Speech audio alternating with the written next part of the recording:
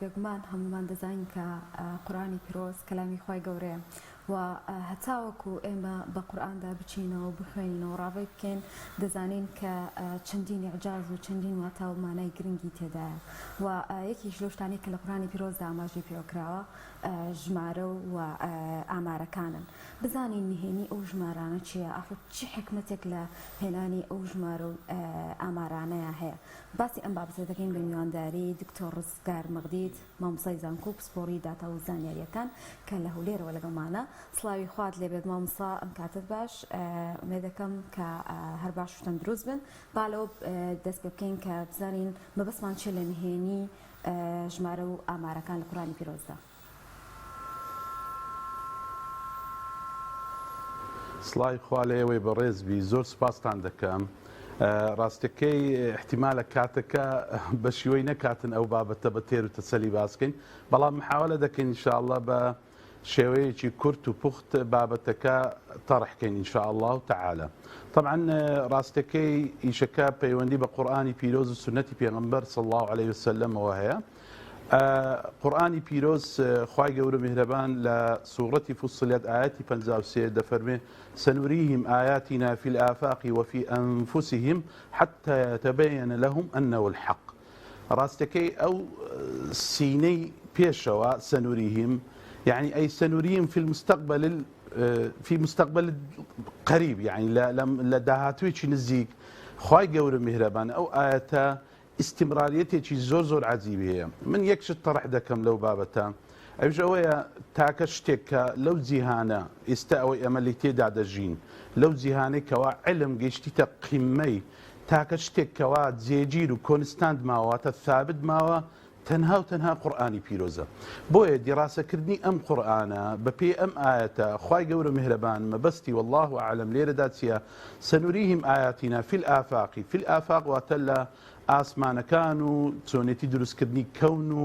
ئەستێرەکان و إلى آخری وفي أنفسهم. ئەجا سبحان الله ناحێی لوغەوی ئاياتینا خوای گەورە میهرەبان سبحان الله دەیگەڕێنتەوە بۆ خۆی چکو ئاەتەکان هەموو لای خوای گەورە ئاياتینا لۆ تعظیمە یعنی بەڕاستی شتی گرنگ و شتی علمی و شتی زانستی تێدا دەبینەوە. جا ئەمن پرسیارێکی زۆر گرنگ هەیە لەو بابەتی. تا ئێستا علم گەیشتە ئەو قیمەی آخر قیمەی ئەو علمە مثلا احتیمالە جەنابیشتان ئاگادار بن مثلا چات GPT و GPT عفوا کە بڵێن ئینسانی ئالی تۆ قسەی لەگەڵ دەکەی هەر ئینفۆرمێشنێک و هەر معلوماتێکت دەوێت بە نزیکەی 175 بلیۆن پارامیتەر قسە لەگەڵ دەکات ئینفۆرمێشنت دەداتێ. سوالەکە لێرەیە تاکە شتێک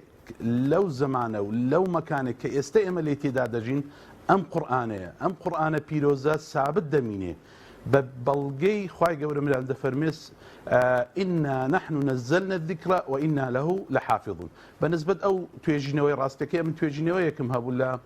آخر مؤتمەری عالمی ئیعجازی علمی لە قورآن و سنت لە ئەستەمبول کرا بەشداریم کرد بە لە اختصاصی خۆم کە ئامار و زانیاریەکانە بەڕاستان پێ بڵێم خۆشەویستان مەبەستم ئەوە نییە بەس بڵێن ئەوەندە ژمارە هاتووە لەگەڵ ڕێزمدا بۆ ئەوەی کە ژمارەکان مەبەستە مەتەن ئەم وشێ ئەوەندە ژمارە هاتووە لەگەڵ ئەم وشێ ئەوەندە ژمارە هاتووە ئەوەش ئەدەبیاتێکی خۆی هەیە بەڵام ئەوەی ئەمن دیڕاستم کرد لە قورآنی پیرۆز تقریبەن ئەو توێژینەوە 6 ساڵە خەریکی بووم. ئەویش ئەوە بوو قورآنی پیرۆز زۆر بە دەقیقی بابەتەکان باز دەکاتن. ئەو بابەتی اختصاصی خۆم کە ئامارە خوای گەورە میهرەبان یەکێک لە ناوە پیرۆزەکانی بریتیە المحسی واتە لە گەورە و بچکە ئاگدارە. جا قورآنی پیرۆزیش مستەلەحاتی ئیحسائی واتە ئاماری زۆر بە دەقیقی باز کردو هەتا خوای گەورە میهرەبان ژمارەکانی زۆر بە دەقیقی باز کردووە. لە 11 شوێن لە قورآنی پیرۆز خوای گەورە میهرەبان باسی ئاماری کردووە. يعني دەتوانین هەندێک نمونە بینینەوە وەکو مثلا سوورەتی نەحل خوای گەورە میهرەبان دەفەرمێ وإن تعدوا نعمة الله لا تحصوها إن الله لغفور رحيم. یا لە شوێنێش تکرد وإن تعدوا نعمة الله لا تحصوها إن الإنسان لظلوم كفار وإلى آخره وأحصاهم وعدهم عدا وكلهم آتيه يوم القيامة فردا. لێرە ئەو نقطەیەکی ئیشارەتێکی زۆر گرنگی ئیعجازێکی زۆر جوانی تایە. ئایا ئامار فەرقی هەیە لەگەڵ ژمارە؟ بەڵێ ئامار شتێکی عامە بەڵام ژمارە شتێکی خاصە واتە ئامار دەتوانم بڵێم ئەو زانستەیە کەوا پەیوەندی بە شیکردنەوەی داتا و زانیاریەکان هەیە بە شێوەیەکەوە ئەنجامەکانت دەست دەکەی پاشەوە پاش ئەو شیکردنەوەی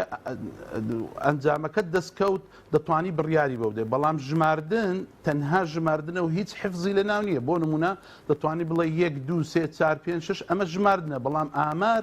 دیقەتی زۆرە بۆیە بەڕاستی دەبی بزانین وشەی ئامار کە دەکا ئەلئیحسا لە لوغەی عەرەبی لە فعلی حەساوە هاتو ئەحساوە عەفوەن کە دەکات چ الإلمام عفوا الإحاطة بتفاصيل كثيرة واتا خواي قورو مهربان تفاصيل زور دقيق لقرآن بيروس باس كرديا جا نمونيش يكزار زور من هي لو بابتوا لو علمي منك ايش ابتدا كردوا براستي خواي قورو مهربان زور بدقيقي باسي آماري كردوا ما بس تشمال لوي دانية وكوتم لبدايتي برنامجك وتم قرآن ثابتة هيت مزالي ويتداني ايما بين والله ناحية علمي والله ها هو علم او هذا النخر علم براستي تام بيبلم توشي داو برانبر قرآني بيروز لزوربي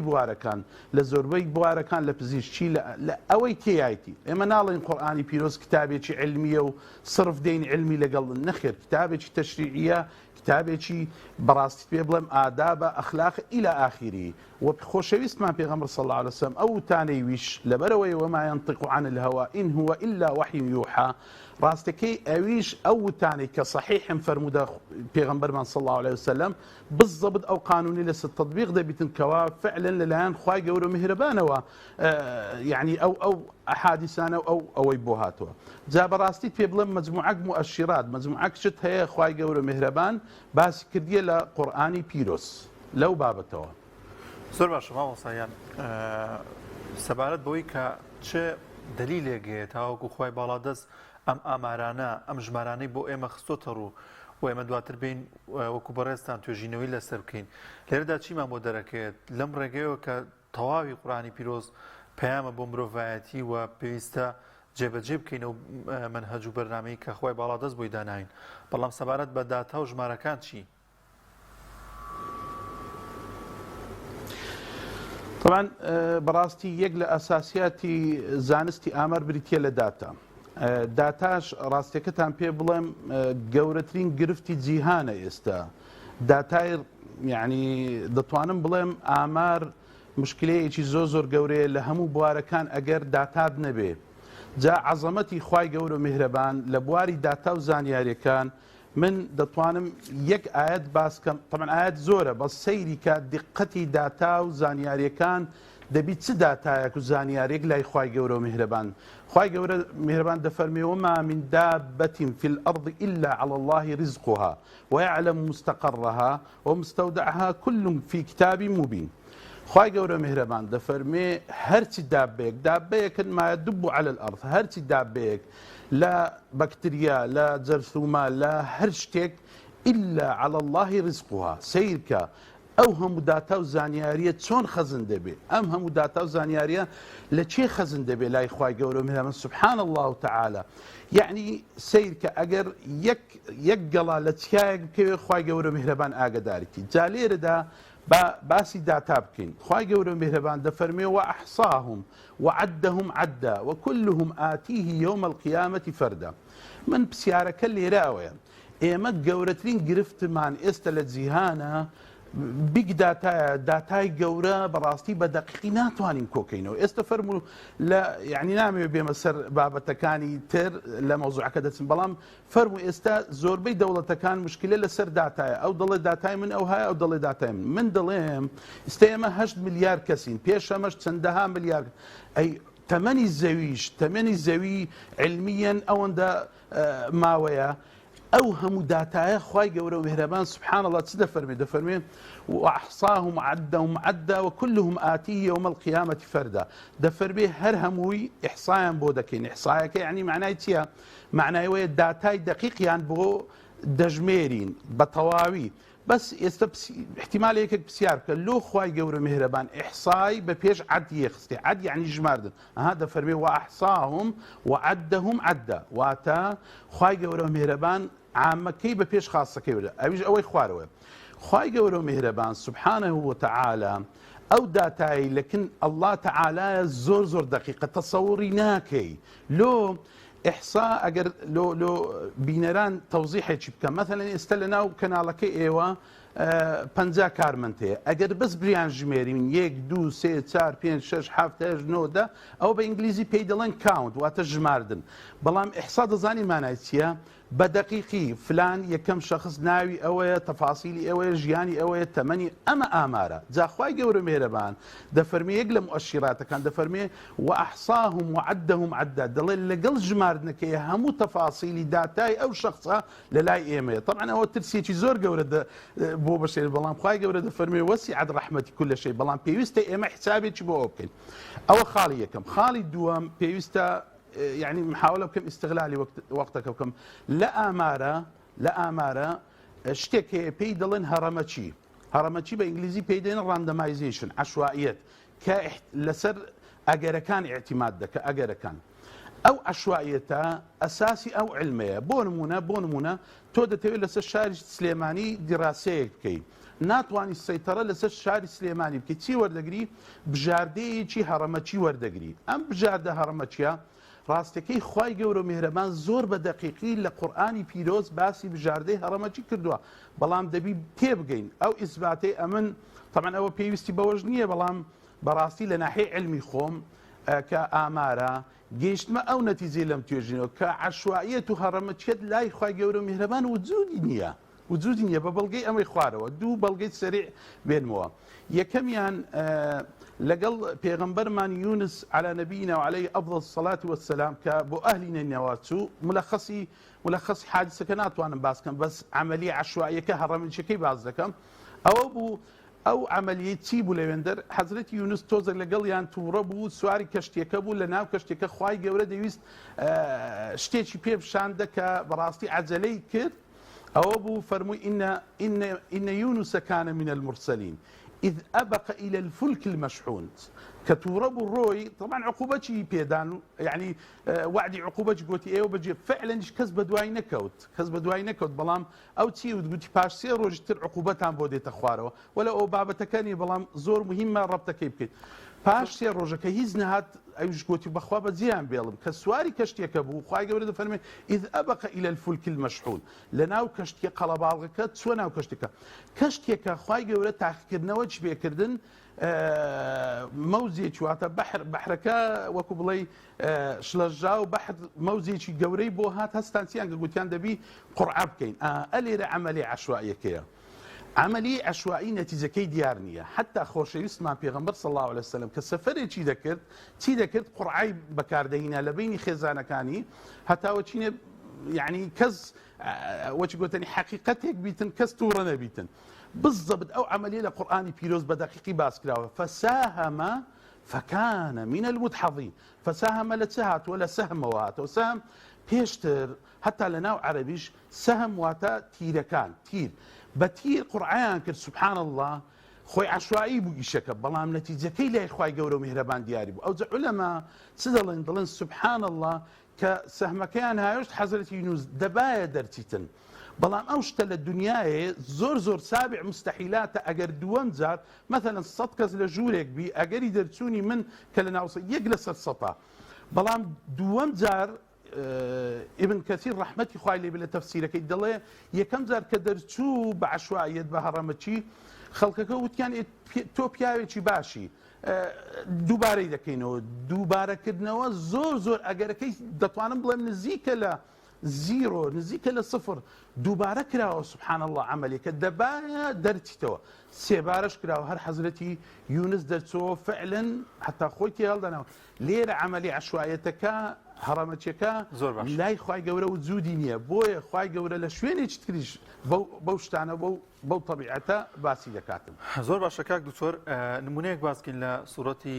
کەفدا خوای باڵا دەست دەفەرمێت سەیەقولونە ثەلاثەة رابعهم كلبهم ويقولون 5 سادسهم كلبهم رجما بالغيب ويقولون 7 وثامنهم كلبهم قل ربي أعلم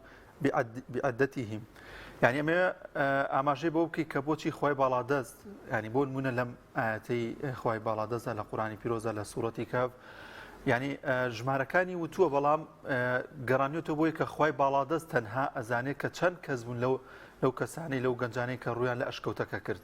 بۆچی هەندێک ژمارە هەیە تەنها ویستویەتی خۆی بیزانیا خودت خۆی ئەو داتا و ئەو ژمارانە ئاشکرانە کات کات چەندە خۆی ئاماژی بۆ من لەم نونێدام ئاماژی بە 34 و 5 کردووە. ئێمە لە بابەتی ژمارەکان ڕاستەکەی هەندێک شتەیە بۆ تاقیکردنەوەیە. بەڵێ خوای گەورە میهرەبان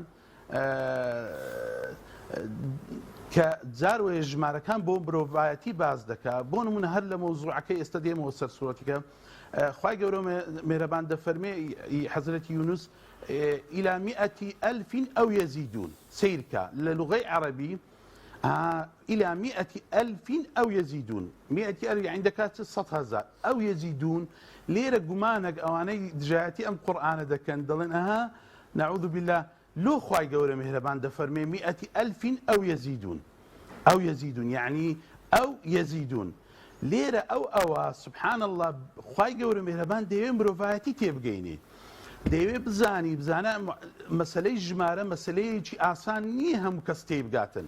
لای مە 100,000 کەس وەرە قاعەیەک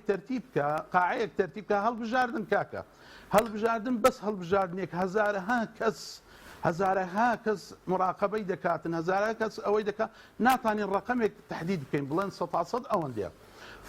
ئەوەت پێ دەڵێم لێرە لوغەویان معنای چییە هەموو علەمای لوغە دەڵێن خوای گەورە خۆ دەزانێت ڕقەمەکە چەندە بەس بۆ ئەوەی من و تۆ تێی بگەین دەفەرمێ 100,000 أو يزيدون يعني بل يزيدون ئەوە معنای لە لوغەی عەرەبی بۆیە بەڕاستی مامۆستایانی خۆشەویست منیشو ئەوەی لە قورئانی پیرۆز دیڕاسەی قورئانی پیرۆز دەکە دەبی دیڕاسەیەکی جوانی لوغەی عەرەبی بکە فليرة أو بل يزيدون يعني ل100,000 زيادة إي سورتي كهبيش سبحان الله ابن عباس قولي هيك تسندام حزم لين بسيننا أقواله كان بلام خواي قورو ميربان ضلي حادثك كزلوين نبوة تنها أصحاب الكهف آراء اختلاف كان هم اختلاف كان باز دكا خواي قورو مهربان لو لبروي حتى ايمت يبقين ام حادثه كرويدا وفعلا برقمي تسن كذبوينيا بلام علمك لا اخوي ابن عباس تحديد يكاد الله او اخي لكي تواوا او عند كذبونا بلام تاريخيا خواي قورو مهربان كهرشتك باسي جماره دكا ديوي لقل عقلي بشريه قصب كاتن لو ايما براستي تيبقين او جمارانا مدلوله هي يقلب بيورا اماري كان كزوزور جرينجلا علمي نوي احصاء بيدلين نرخي باو لا ابتدائي من على كان دخوينين بعربي بيدلين منوال بانجليزي بيدلين موت نرخي باوتيا او نرخيا كزورترين دوباره بونوي جماركي تيابي بونمونا اگر مجموعه رقم تبي مثلا دو تسار دڵێن نرخی باو دووە لۆ لە بەرەوەی دوو زیاترین دووبارەبوونەوەی تیابووە کەواتە دەکات ناوەڕاستەکە کەواتە دەکات دەتوانیت تەمسیلی ئەو داتایە بە ڕقم چەند بکەی بە دوو مهمترین شت لە ئامارە ناوەندی ژمێریاری لە ئامار زۆر گرنگە جا لێرە دەمەوێت بگەمە ئەو نقطەیە خوای گەورە میهرەبان ناوەکەی خۆی جل جەلالە و 2690 کە لە هەندێک طبعا نووسینەوەی قورئان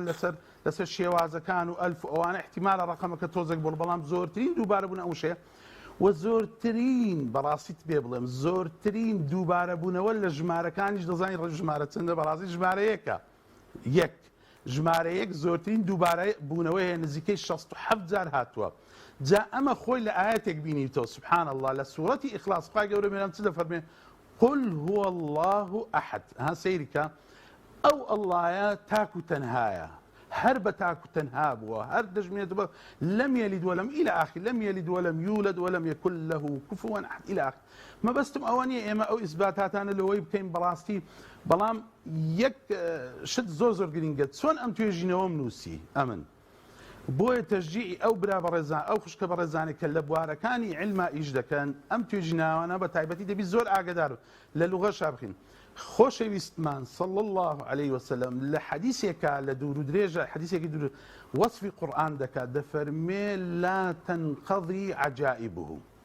معنای چییە؟ معناوی ئەو قورآانە پیرۆزە کەوتم لە سەرەتای بەرنامەکە تاکە شتێک سابت ماوە ئەم قورآانەیە جا بەڕاستی دەست نەگرتن بەو قورآانەی لە هەموو بوارەکانەوە زەرمەندی یەکەم خۆمانین بەخوا بە پیاوی علم بە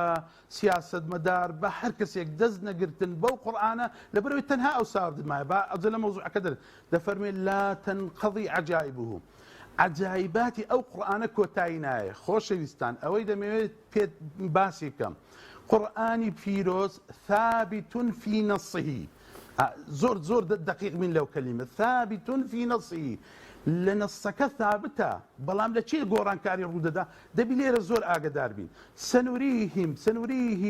سنوریهم مەبەستی چێ خوای گەورە لە داهاتووەکی نزیکدا لە ژیانی ڕۆژانەیاندا پێیان نیشان دێت کەواتە متغەیرەکە گۆڕانکاریەکە لە چێ ڕوودەدا لە علما ڕوودەدا کە متەوافقە لەگەڵ چێ لەگەڵ قورآانی پیرۆز سبحان الله. زۆر باشە ئێمە دەزانین کە قورآن و فەرمودەکان هەردووکیان تایبەتمەندی خۆیانیان هەیە ئایا لە فەرمودەکانیشا هەمان تایبەتمەندی بۆ ژمارە و داتاکان هەیە چکۆی زیاتر ئاماژەمان پێکرد قورآانی پیرۆز بوو وڵایی سوالێکی زۆر من لە بیرم کرد بوو دەستەکان خۆش بێن سپاس وابزانام کاتەکەمان کەم ماوە بەڵام یەک حەدیث صلى الله عليه وسلم باسی ئیحسای زۆر حەدیثمان هەیە فەرمودەی خۆشەویستمان صلى الله عليه وسلم فەرمودەکە زۆرمان لەبەرمانە بەڵام بزانن ئەو تەفسیرەی باسی دەکەم سبحان الله ان شاء الله